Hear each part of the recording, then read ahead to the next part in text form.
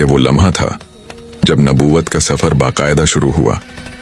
अब मूसा उसी महल की तरफ वापस जा रहे थे जहां कभी वो एक बच्चे की तरह पाले गए थे, मगर इस बार वो अल्लाह के रसूल बनकर जा रहे थे। मूसा अलैहिस्सलाम जब दोबारा मिस्र लौटे तो इस बार उनके कदम पहले जैसे नहीं थे। पहले वो एक मजबूर जवान थे, लेकिन अब वो अल्लाह के नबी बनकर आए थे। उनके साथ उनके भाई हारून अलैहिस्सलाम भी थे, ताकि पैगाम मजबूती से लोगों तक पहुंचाया जा सके। जब वो फिरौन के दरबार में दाखिल हुए तो महल का माहौल बदल गया। फिरौन उन्हें गौर से देखने लगा। उसी पल उसके चेहरे पर तंज और घमंड साफ नजर आया। उसने कहा, ए मूसा, क्या तू वही नहीं जिसे हमने अपने महल में पाला था? और क्या तूने हमारे एक आदमी को कत्ल नहीं किया था? मूसा अलैहिस्सलाम ने सुकून से जवाब दिया, वो मैंने उस वक्त किया जब मैं गुमराह था, और फिर मेरे रब ने मुझे हिदायत दी। फिर उन्होंने पैगाम सुनाया, मैं रब्बुल आलमीन की तरफ से आया हूँ। वही मशरिक और मगरिब का रब है, और जो कुछ इनके दरमियान है उसका भी रब है। यह सुनकर फिरौन का घमंड भड़क गया। उसने कहा, अगर तूने मेरे सिवा किसी को रब माना तो मैं तुझे कैद करवा दूंगा। मूसा ने फरमाया, अगर मैं तेरे सामने कोई खुली निशानी लेकर आऊं तो भी तू यकीन नहीं करेगा?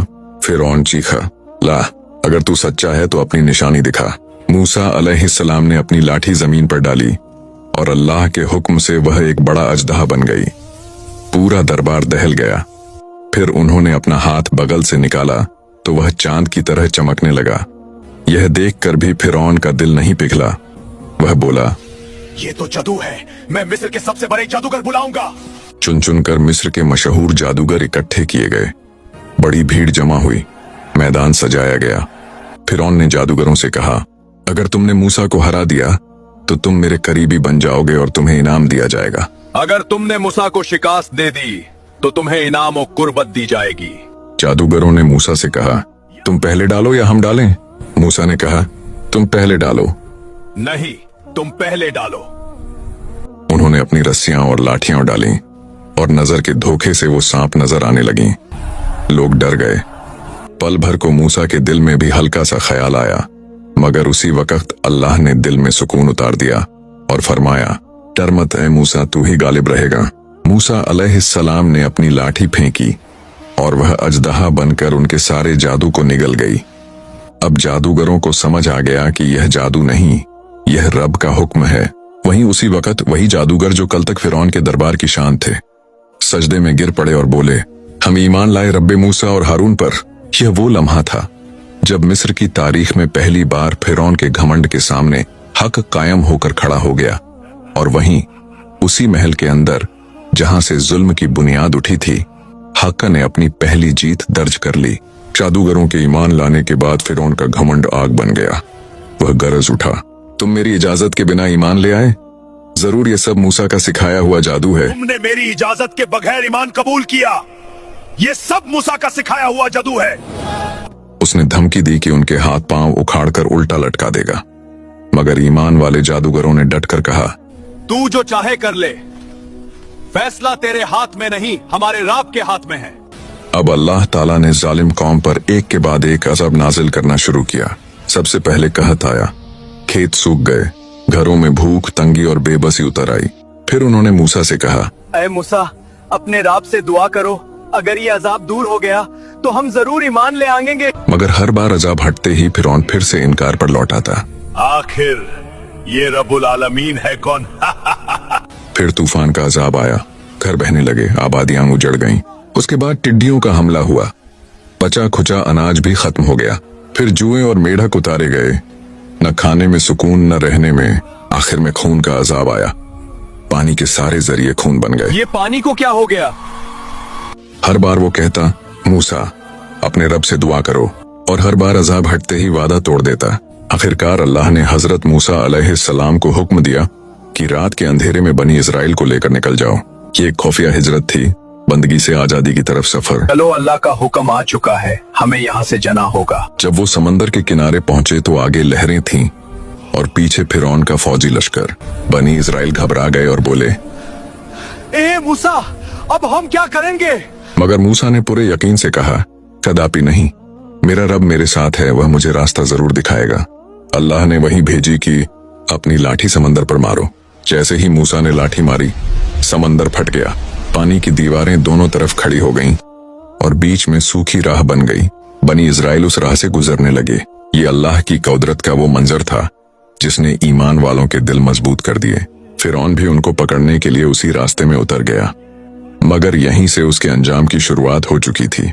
जब बनी इजराइल समुंदर के बीचों बीच बने हुए महफूज रास्ते से गुजर रहे थे, उसी वक्त फिरौन अपने पूरे लश्कर के साथ घमंड और गुस्से में चीखता हुआ पीछे से दाखिल हो गया।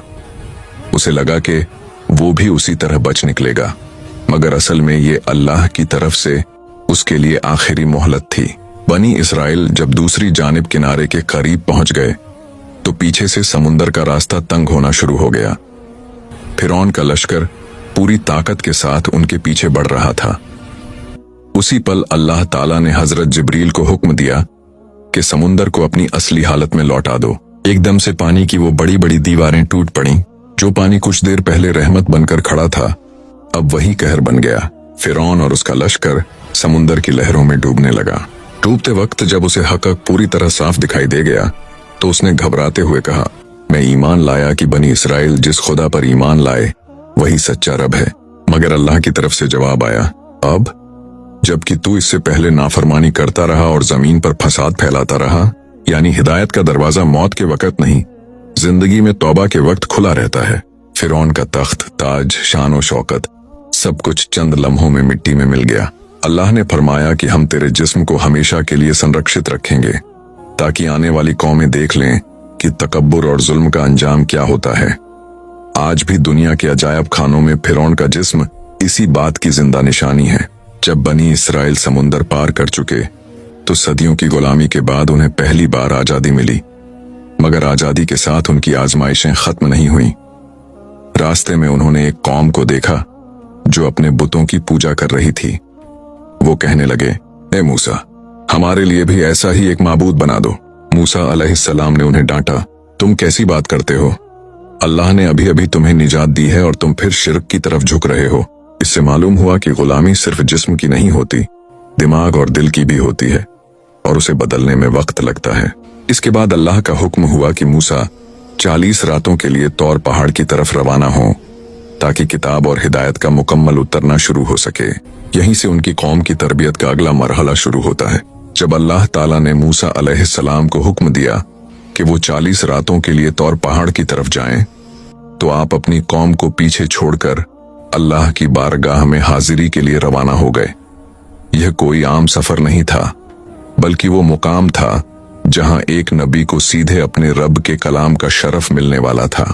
मूसा अलैहिस्सलाम जब तौर पर पहुंचे तो अल्लाह ताला ने फरमाया, ऐ मूसा, हमने तुझे अपनी रिसालत के लिए चुन लिया है। अब जो हम तुझ पर वही उतारें उसे ध्यान से सुन। यानी यह अल्लाह की तरफ से खास करम था कि उनसे बिना किसी वसीले के कलाम किया गया। 40 रातें आप अल्लाह के कुर्ब और रहमत में गुजारते रहे और यही वो वक्त था जब आपकी कौम के लिए हिदायत की तख्तियां अता होनी थीं। मगर पीछे बनी इस्राइल इम्तिहान में पड़ने लगे। सदियों की गुलामी ने उनके दिलों में कमजोरी छोड़ दी थी। कुछ ही दिन गुजरे थे कि उनके अंदर फिर से वही पुराना झुकाव जाग उठा जो उन्होंने मिस्र में देखा था, यानी दिखाई देने वाले माबूद की तलाश। हमें अपने खुदाओं पर तवज्जो देनी चाहिए, ना जाने मूसा कब आएगा। इसी मौके पर सामरी नाम का फितना परस्त उठ खड़ा हुआ। सामरी ने उनसे कहा, तुम्हारे पास भी एक ऐसा माबूद होना चाहिए जिसे तुम देख सको, जैसे दूसरों के पास होता है। ऐ लोगों, मैं तुम्हें अपना रब दिखाऊंगा। उनके अंदर के शक ने रास्ता पा लिया। उन्होंने अपना सोना जमा किया और सामरी ने उससे एक बछड़े की मूरत बना डाली। उसने उसमें ऐसा तरीका रखा कि जब हवा गुजरती तो उसमें से आवाज निकलती जैसे वो बोल रहा हो, देखो, ये देखो, अब से ये तुम्हारा रब है। यूं लोगों ने समझ लिया कि यही उनका खुदा है। बनी इस्राइल का एक बड़ा हिस्सा इस फितने में फंस गया और झुककर उसकी पूजा करने लगा। वो भूल गए कि अल्लाह ने उनके लिए दरिया चीर दिया था, फिरौन की ताकत मिटा दी थी और उन्हें आजादी बख्शी थी। हारून अलैहिस्सलाम ने उन्हें रोका, समझाया और याद दिलाया कि यह तुम्हारा रब नहीं बल्कि एक धोखा है। मगर ज्यादातर लोगों ने सुनने के बजाय उल्टा उन्हीं को इल्जाम दिया। इधर तौर पर जब 40 रातें पूरी हुईं तो अल्लाह ताला ने मूसा अलैहिस्सलाम को वह तख्तियां अता की जिनमें उनकी कौम के लिए कानून, हिदायत और रहनुमाई लिखी गई थी। अब मूसा अलैहिस्सलाम वापस लौटने वाले थे, मगर उन्हें अभी ये मालूम न था कि उनकी गैर हाजिरी में कितनी बड़ी गुमराही फैल चुकी है। सामरी के फितने के बाद जब हजरत मूसा कोहे तूर से वापस आए तो उन्होंने देखा कि बनी इजराइल एक सोने के बछड़े के सामने झुक रहे हैं। ये मंजर देखकर मूसा के दिल पर बहुत सख्त सदमा गुजरा। वो कौम जिसको अल्लाह ने फिरौन से नजात दी, समुंदर चीर कर रास्ता दिया, मौजिज़े दिखाए, वही लोग अल्लाह को छोड़कर एक बेजान बछड़े को रब मानने लगे। कुरान में आता है कि मूसा ने गुस्से में अलवहें एक तरफ रख दी और अपने भाई हारून का दामन पकड़ लिया, क्योंकि वो कौम के निगरान थे। हजरत हारून ने अर्ज किया, भाई, कौम ने मुझे कमजोर समझा, मुझे तकरीबन कत्ल करने लगे थे, इसलिए मैं खामोश रहा और आपका इंतजार करता रहा। इस पर मूसा का गुस्सा ठंडा हुआ। फिर उन्होंने सामरी को बुलाया और पूछा कि तूने ये शिर्क क्यों फैलाया। सामरी ने जवाब दिया कि मुझे वो चीज नजर आई जो दूसरों को ना दिखाई दी, तो मैंने समझ लिया कि यही हक है। तब मूसा ने उस पर लानत करके कहा, अब तेरी सजा यही है कि तू सारी जिंदगी लोगों से कहेगा, लामिसास, मुझे न छू। फिर उसे कौम से अलग कर दिया गया और वो जलील वखार होकर जिंदगी गुजारने लगा। इसके बाद मूसा अन्य बछड़े को पिघलाकर पानी में बहा दिया और ऐलान किया कि माबूद सिर्फ अल्लाह है, वही बाला ओ बरतर है। फिर अल्लाह ने मूसा हुक्म दिया कि अलवहें उठाओ और कौम को अहकाम की तालीम दो। मूसा ने उन्हें तौहीद, इबादत और जिंदगी के उसूल सिखाए ताकि वो दोबारा गुमराही में न पड़ें। लेकिन बनी इजराइल की आजमाइशें यहीं खत्म नहीं हुईं। कुछ लोग काहिली करते, कुछ बेहिसाब मांगे रखते और कुछ दुनिया के लालच में उलझते रहे। इसके बावजूद मूसा अब्र और हिकमत के साथ उनकी रहनुमाई करते रहे। अल्लाह ने उन पर रहमत बरकरार रखी और उनकी तरबियत जारी रही ताकि वो एक मुकम्मल और अल्लाह के हुक्म पर चलने वाली कौम बन सकें। ये पूरा दौर बनी इजराइल के लिए ईमान का इम्तिहान था, तौहीद का, इताअत का और शुक्र का। मगर उनका इम्तिहान अभी खत्म नहीं हुआ था, क्योंकि अल्लाह ने मूसा को दोबारा कोहे तूर बुलाया, जहां आगे की रहनुमाई उन्हें देना मकसूद थी। यहीं से सफर का अगला मरहला शुरू होता है। बनी इजराइल को अल्लाह ताला ने सामरी के फितने से बचा लिया, लेकिन उनकी तरबियत अभी मुकम्मल नहीं हुई थी। हजरत मूसा कोहे तूर पर दोबारा तशरीफ ले गए ताकि अल्लाह ताला से और रहनुमाई हासिल करें। आप 40 रातें वहां रहे और इस दौरान बनी इजराइल को अल्लाह के अहकाम पर चलने का हुक्म दिया गया। अल्लाह ने अपनी रहमत से उन पर मन व सलवा नाजिल किया। मन मीठी गजा थी और सलवा परिंदे की सूरत में गोश्त, यानी रिज्क आसमान से उतर रहा था बगैर मेहनत के। मगर इसके बावजूद बनी इजराइल ने नाशुक्री की और दुनिया परस्ती में पड़ गए। वो बार बार कहते कि हमें वो पुरानी मिस्र वाली गट्टिजाएं चाहिए, मसूर, प्याज, साग सब्जी, यानी उनका दिल अब भी दुनिया की तरफ झुका रहा। फिर जब उन्हें हुक्म हुआ कि मुकद्दस शहर में दाखिल हो जाओ, तो वो डर गए और कहने लगे, ऐ मूसा, तुम और तुम्हारा रब जाकर लड़ लो, हम तो यहीं बैठे रहेंगे। इस गुस्ताखाना रवैये पर अल्लाह ने उन्हें सजा दी कि वो 40 साल तक सहरा मैदान तियाह में भटकते रहे, न आगे जा सकते थे न पीछे लौट सकते थे। ये दुनिया की सजा ही नहीं, बल्कि असल में तरबियत का दौर था, ताकि उनके दिल से बुजदिली और गुलामी का असर निकल जाए। इन 40 सालों में भी अल्लाह की रहमत जारी रही। चट्टान से 12 चश्मे जारी किए गए, हर कबीले के लिए अलग पानी। आसमान से साया उतारा गया, रातों में रोशनी दी गई, यानी सजा के साथ रहमत भी रही। लेकिन ये वक्त बनी इजराइल को ये सिखाने के लिए था कि जो कौम अल्लाह की नेमतों की कदर न करे, उसके नसीब में भटकाव ही होता है। आखिर में हजरत मूसा ने अपनी कौम को नसीहत की कि कामयाबी तादाद में नहीं, ईमान और तवक्कुल में है। जो दिल अल्लाह से जुड़ जाए, उसे न फिरौन का डर रहता है न किसी जालिम का। असल ताकत उसी को मिलती है जो रब पर भरोसा रखता है। अखलाकी सबक, असल ताकत हथियार से नहीं, ईमान से आती है। जो नेमत की कदर न करे वो कभी रजामंद नहीं होता। कौमें तलवार से नहीं, सोच बदलने से आजाद होती हैं। सब्र व तवक्कुल वाला इंसान रहमत से महरूम नहीं होता। और सबसे बढ़कर रब वही है जो बेसहारों को सहारा देता है।